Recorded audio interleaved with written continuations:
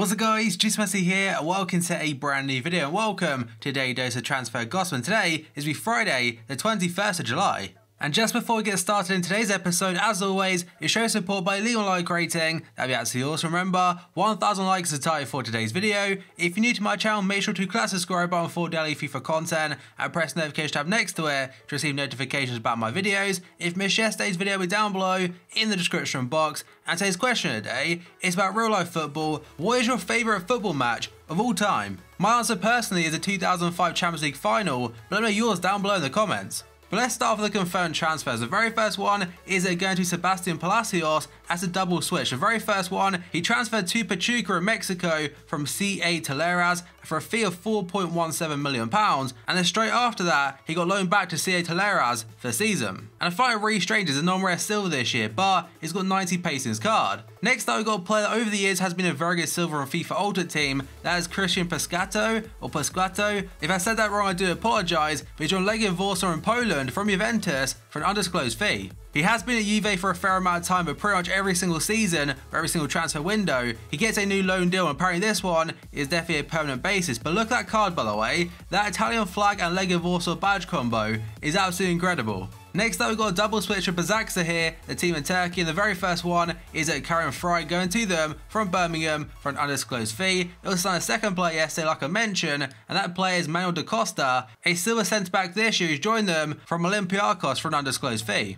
Next up, we've got Guillermo Celis, a Colombian CDM, going into Vitória Guimarães from Benfica for £850,000. And now we've got a transfer for Brighton, and this time it's going to be Norman joining them from a team called FK Bodo/Glimt. I'm not sure if I've said that properly, but it does say that, and it's an undisclosed fee, and this year is a non-rare bronze. Next up, we go on to Glenn Whelan going to Aston Villa from Stoke City for £1.5 million. They also signed a second player yesterday, but I don't think he's on FIFA 17. That's Chris Samba. He was on trial at Aston Villa and did play a pre-season game alongside John Terry, but that's a permanent basis. He was a free transfer because he does not currently have a club, or didn't, sorry. His last club before it though was Panathinaikos. Next though, we've got a Spaniard, which I can't pronounce his name, but he's gone to FC Cologne in Germany from Sporting Gijon for an apparent fee of £5.95 million.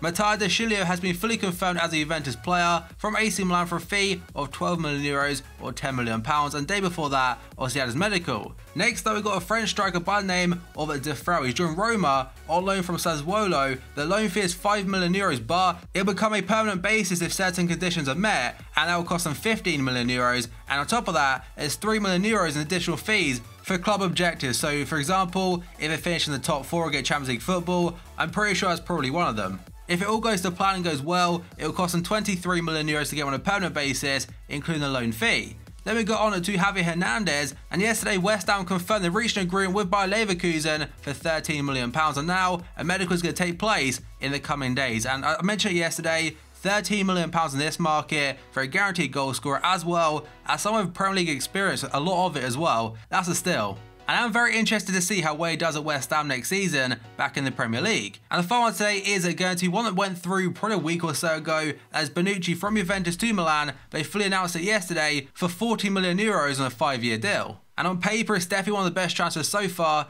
in this summer transfer window. But now we're going to potential deals, and the very first 2 or 3 could also be confirmed today. And the very first one is going to be Marko Arnautovic. So pretty much every single site today, and maybe West Ham have actually tweeted about it. By the way, Marko Arnautovic's West Ham medical will take place today. It's a 5-year contract. It's a fee that rises to £25 million, and he'll become the highest paid player at the club. Last time I saw it was like £20 million up front with £5 million in additional fees, and for Stoke City, he did hand in a transfer request, so someone expected he was going to leave the club, and I'd say I've got a decent fee out of him. £25 million, I know in this market it's not a crazy amount, but for a player that definitely wanted to leave, that's pretty good. And from the other perspective for West Ham, 25 mil in this market, 25 to £30 million deals, they're quite regular now. And this one will also be confirmed today, and that one is Andrew Robertson going from Hull City to Liverpool for £8 million up front plus £2 million additional fees. Yesterday he was pictured in Liverpool having his medical, and today it's pretty certain it'll be fully announced. Next up we go on to, if I can click it, there we go, Patrick Roberts potentially going to Southampton. According to Daily Record today, Southampton want to sign Celtic target Patrick Roberts on a season-long loan from Manchester City.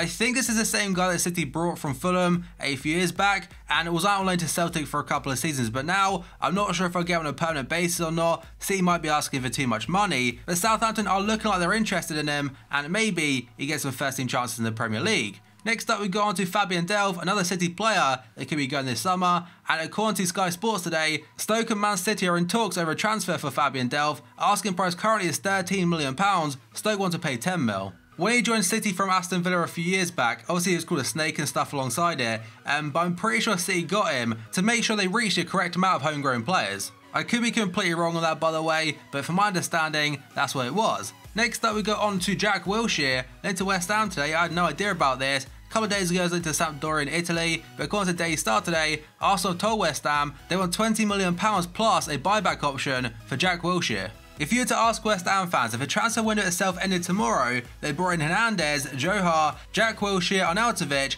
I can't think they signed anyone else apart from that, but I'm pretty sure I'd be very, very happy. It'd definitely be a very big improvement on their squad this season, and be interested to see how well they do. Next up we go on to Ross Barkley, linked to Tottenham lately, but according to London Evening Standard today, Arsenal showed an interest in Ross Barkley, who's demanding £100,000 per week at his new club. There were reports earlier on the week saying potentially was asking for 140 grand, but it seems his agent has definitely denied that. And I also read that he's now out for 4 weeks because of an injury. He's now had surgery. And the Daily Mirror are saying that Manchester United are now monitoring Ross Barkley as they consider a late window bid for the Everton midfielder. I wouldn't really consider late July a late window bid because there's so much time left, like 5 or 6 weeks, until the transfer window does shut. And the thing about Ross Barkley is mainly his consistency in my opinion, because some games he can literally be unplayable, but others you don't even notice he's on the field. And I know that applies to so many different footballers, but in my opinion at least again, I think that's one area he can improve on. Next up, another update regarding Perisic and his potential move to Manchester United. So according to the Inter Milan director of football today, or director sorry, called Sabatini, his quote today does say, "You all know what Inter is asking for him, but the right offer is yet to arrive." That's obviously implying the whole £48 million price tag they put on him, but Manchester United at this point in time, no offer has met that just yet. I imagine potentially later on we get into the window, it could well happen, but Inter seems to be very adamant they also want Martial. But I can't see Mourinho getting rid of Martial to bring in Perisic. Next up we go on to Benjamin Mendy, a player who's been linked to City for so long now, and Sky yesterday tweeted, breaking news, Manchester City have seen a £44.5 million bid for Mendy rejected by Monaco.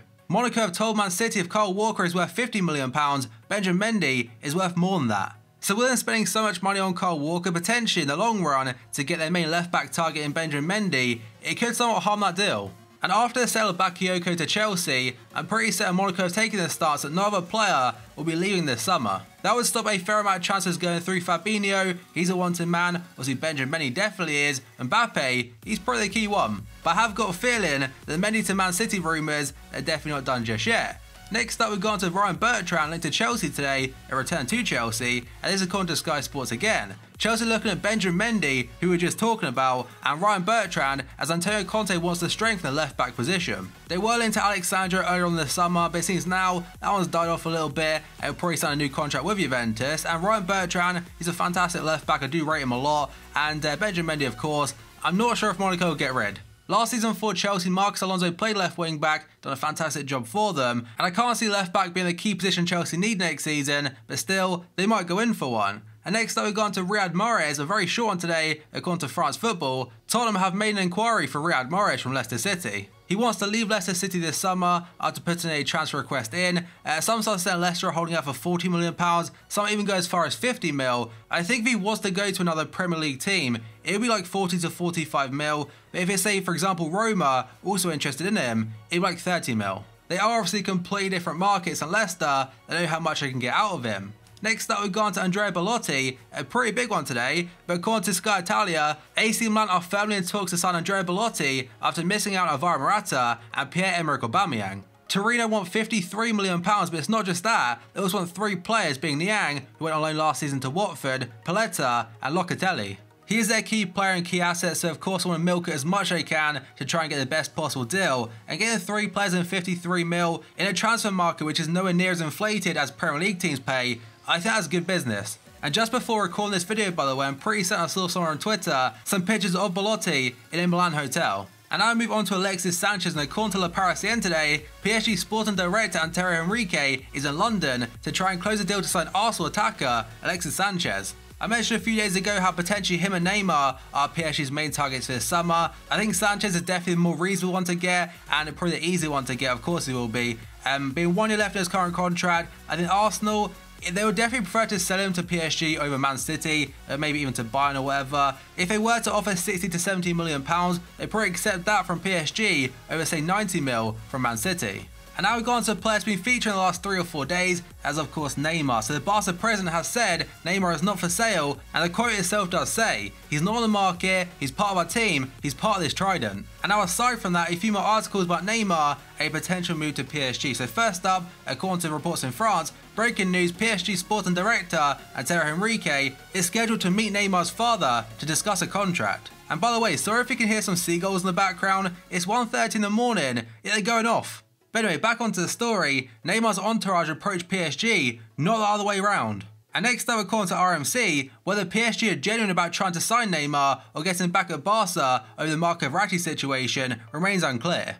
And finally, RAC1 has sent talks of very advanced for Neymar to join Paris Saint-Germain. And keeping on the topic of Neymar to PSG, now what would Barca do if they had that massive lump of cash? The first one is going to Philippe Coutinho, and according to various different sources today, it says breaking news, Barca have indicated to Liverpool they're willing to pay £72 million for Coutinho this summer. However, Liverpool have made it clear to Barcelona that Coutinho is not for sale at any price, all bids will be rejected for Coutinho, and Liverpool will hold firm. And the reason for that is because he's fundamental to Klopp's ambitions this season and trying to improve Liverpool. And something I say every single time when Coutinho is linked to Barca is that I think eventually he will end up as a Barcelona player, but this season I can't see it happening. He seems more than happy enough to stay, and it doesn't seem like the type of player to hand in a transfer request, but obviously that could change, we don't really know on that part. But keep on the topic of Barca again, according to Daily Mail today, Barca will line up Kylian Mbappe and Marco Verratti if they cash in on selling Neymar. And a couple of days ago they're linked to Dybala from Juventus, and the final one today is it going to do with Mbappe, but it's not a transfer away, it's actually a statement by Monaco. So Monaco are considering a complaint to FIFA about Manchester City and PSG about making contact with Mbappe without any authorization. The actual statement itself does say unnamed important European clubs, but loads of sources today said it is PSG and Man City. It does just seem to be those two teams they're considering. Obviously Arsenal being linked to him, Liverpool at one point were, Real Madrid, so many teams were, but those two teams at this point in time are the ones they could report. Of what I've read of it personally, it does seem Monaco could press charges to FIFA and also Ligue 1, but I don't think they will. They just put out a statement to warn clubs off Mbappe and try and keep him for another year. But that is the final one for today's video. So as always, if you enjoyed it, show support by leaving a like rating. That'd be absolutely awesome. Remember, 1,000 likes is the target for today's video. If you're new to my channel, make sure to click that subscribe button for daily FIFA content and press the notification tab next to it to receive notifications about my videos. If you missed yesterday's video, it'll be down below in the description box. And today's question of the day, what is your favourite football match of all time? Let me know your answers down below in the comments section. So thank you for watching this video, and I'll see you next time.